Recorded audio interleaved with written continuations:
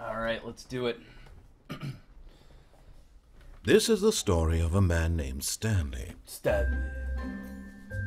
Stanley worked for a company in a big building where he was employee number 427. Employee number 427's job was simple. He sat at his desk in room 427 and he pushed buttons on a keyboard. Orders came to him through a monitor on his desk, telling him what buttons to push, how long to push them, and in what order. This is what employee 427 did every day of every month of every year. And although others might have considered it soul-rending, Stanley relished every moment that the orders came in, as though he had been made exactly for this job. And Stanley was happy. And then one day, something very peculiar happened. Something that would forever change Stanley. Something he would never quite forget. He had been at his desk for nearly an hour when he realized that not one single order had arrived on the monitor for him to follow. No one had showed up to give him instructions, call a meeting, or even say hi. Never in all his years at the company had this happened, this complete isolation. Something was very clearly wrong. Shocked, frozen solid, Stanley found himself unable to move for the longest time. But as he came to his wits and regained his senses, he got up from his desk and stepped out of his office.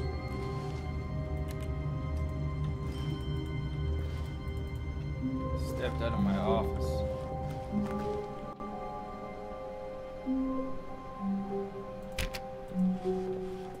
All of his co-workers were gone. What could it mean? Stanley decided to go to the meeting room. Perhaps he had simply missed a memo. No matter how hard Stanley looked, he couldn't find a trace of his co-workers.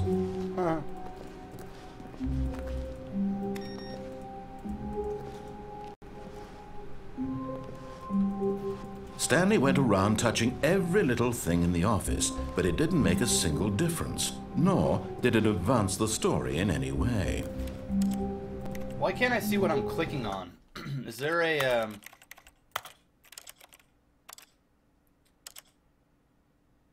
laptop power savings? Sure. Field of vision. Advanced.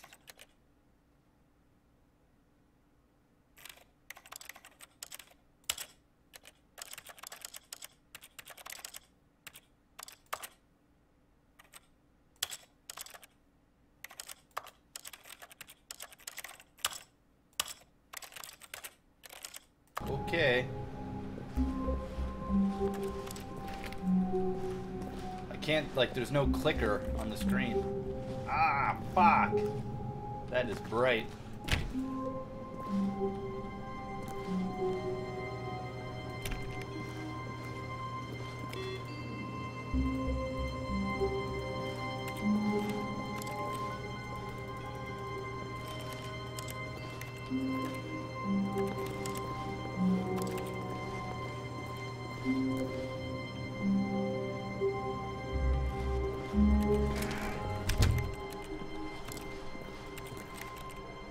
I hate Mondays. Well, today is Monday.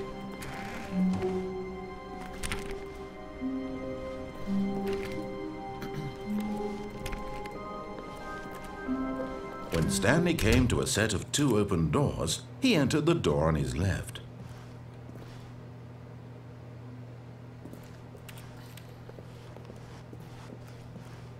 Oh, I didn't? This was not the correct way to the meeting room, and Stanley knew it perfectly well. Perhaps he wanted to stop by the employee lounge first, just to admire it.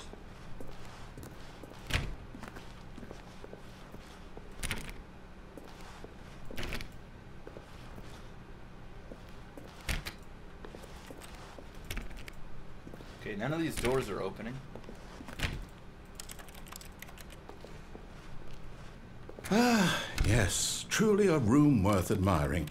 It had really been worth the detour after all, just to spend a few moments here in this immaculate, beautifully constructed room.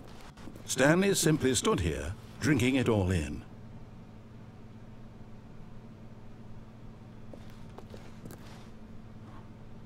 Wow. Yeah. But eager to get back to business, Stanley took the first open door on his left.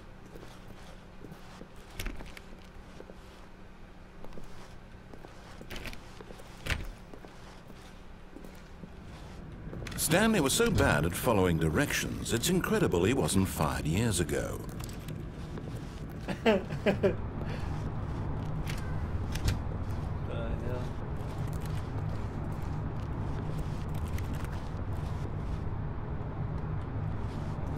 Shit.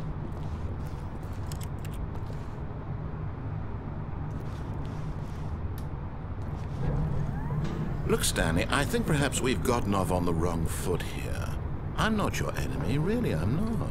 I realize that investing your trust in someone else can be difficult, but the fact is that the story has been about nothing but you all this time. There's someone you've been neglecting, Stanley. Someone you've forgotten about.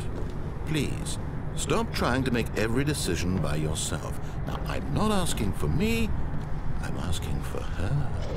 What? This is it, Stanley. Your chance to redeem yourself.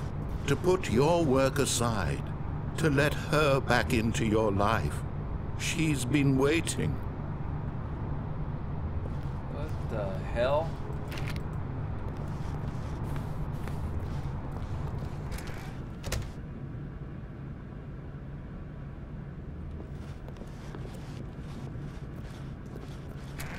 Whoa. That's her, Stanley. You need to be the one to do this. No. To reach out to her. If you can truly play... Oh, no, Plug it. you can't...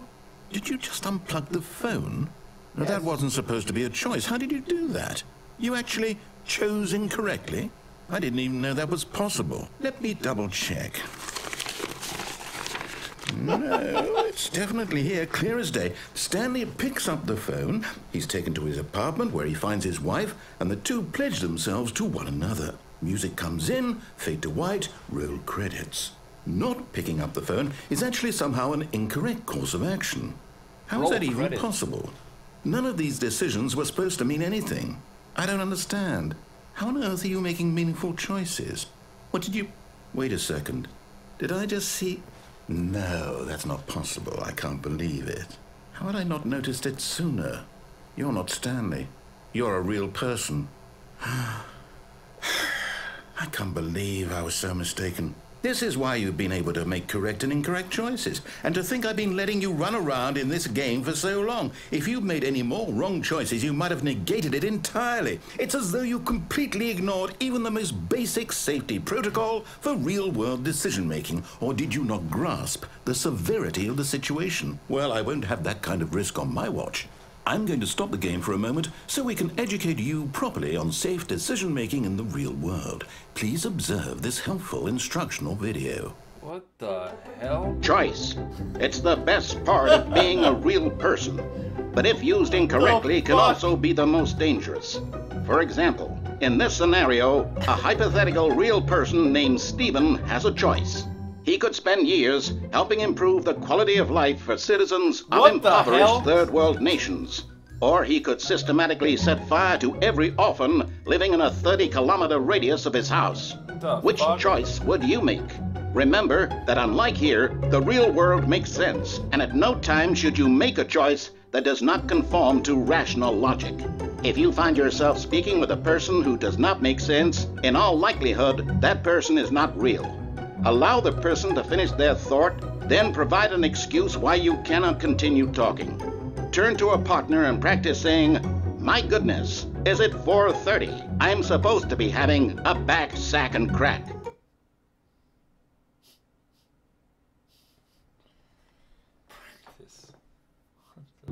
Excellent.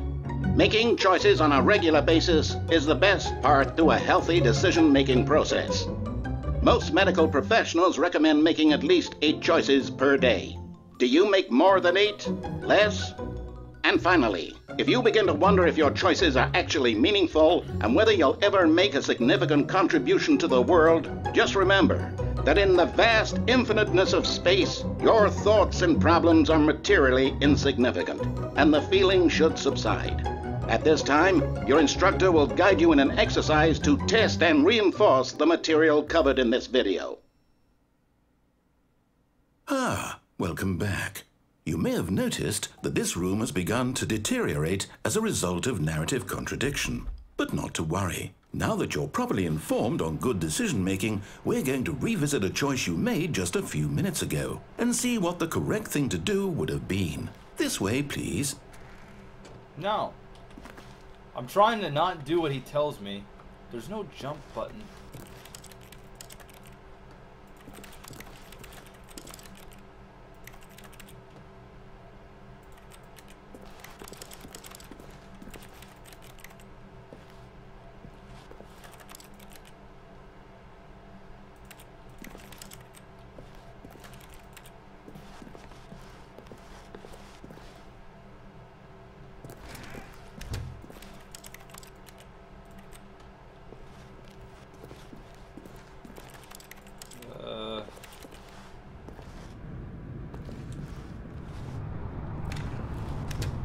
What the hell?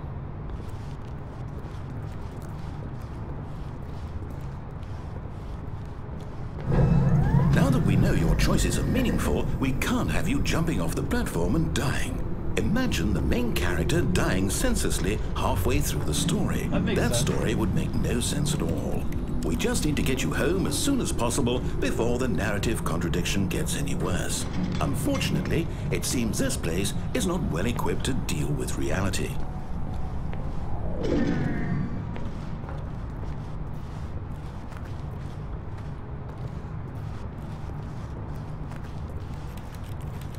That fence.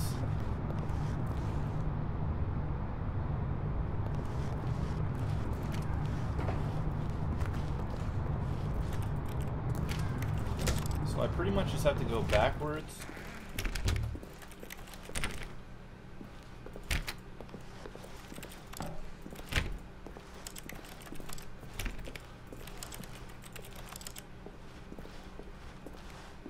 Back here. Almost there. You'll take the door on the left, back to the correct ending, the story will have resolution once again, and you'll be home free in the real world. Okay, that sounds like...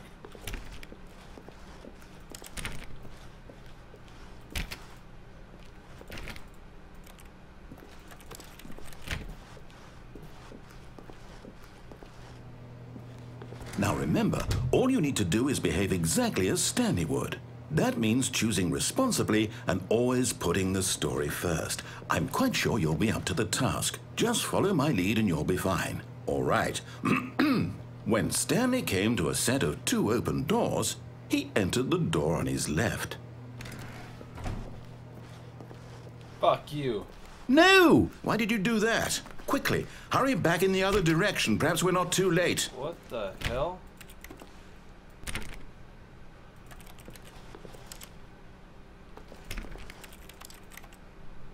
What the heck?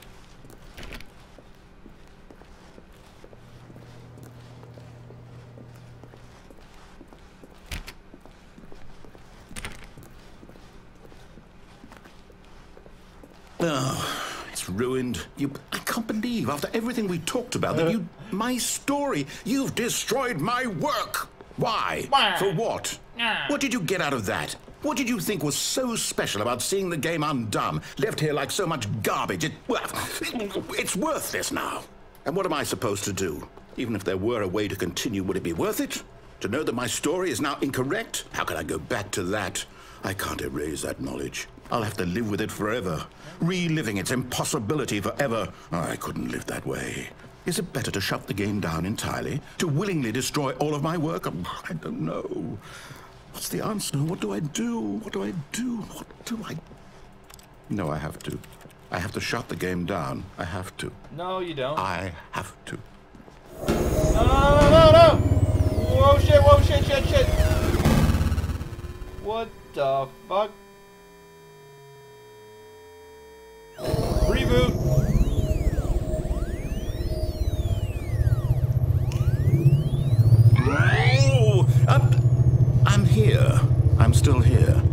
this pile of rubbish. With you. You, who thought you were so clever. Now look where we are. My entire game is destroyed. It was the only thing in the world that was mine, and you run it into the ground. What, did you think that would be funny? You just had to see? Didn't I impress upon you how important it was to be like Stanley? He actually knows how to do what I tell him to. He understands that if I say to do something, there's a damn good reason for it. That thought hadn't even occurred to you, had it? That there's a world outside of you? You're a child. I just unlocked an achievement. You can't jump. My story. If you'd just gone through the door on the left, you would have seen it. There was a whole underground facility. You would have destroyed it and been victorious. It would have been so perfect. I worked so hard on it. I tried so hard. Behave exactly as Stanley would. That means choosing responsibly and always putting the story first. I'm quite sure you'll be up to the task. Just follow my lead and you'll be fine. All right. When Stanley came to a set of 2 open doors, he entered the door on his left. No! Why did you do that? Quickly, hurry. Oh, it's gonna make me do the... Behave exactly as Stanley would. That means choosing responsibly and always putting the story first. I'm quite sure you'll be up to the task. Just follow my lead and you'll be fine. It's making me take the left. When Stanley came to a set of 2 open doors, he entered the door on his left.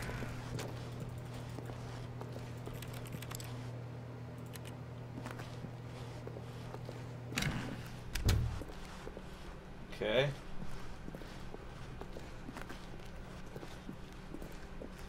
Yet there was not a single person here either.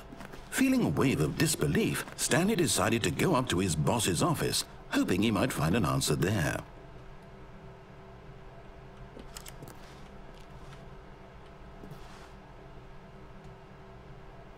Better safe than profits.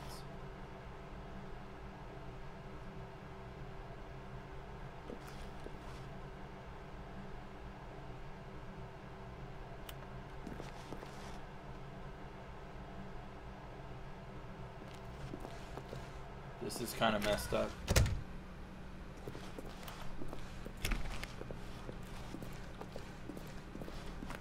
Coming to a staircase, Stanley walked upstairs to his boss's office. Okay. What's this?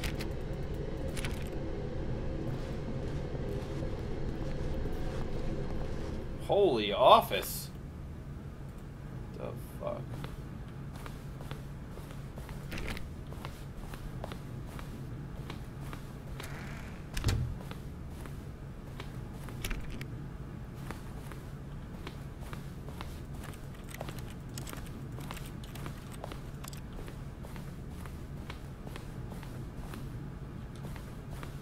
Stepping inside his manager's office, Stanley was once again stunned to discover not an indication of any human life. Shocked, unraveled, Stanley wondered in disbelief who orchestrated this, until he saw the door with a voice receiver next to it. Surely behind this door lay all the answers to his questions. And beyond all probability, he knew the passcode. He had seen it on his boss's computer just last week.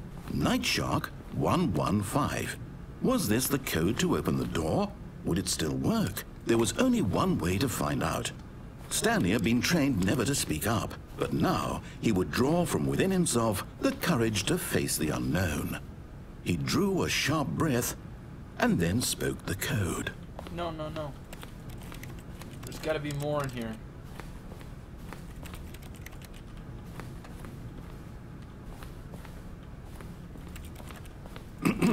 Stanley spoke the code. Shut up! Night Shark 115. He spoke it into the receiver, right there on the wall. Shut up.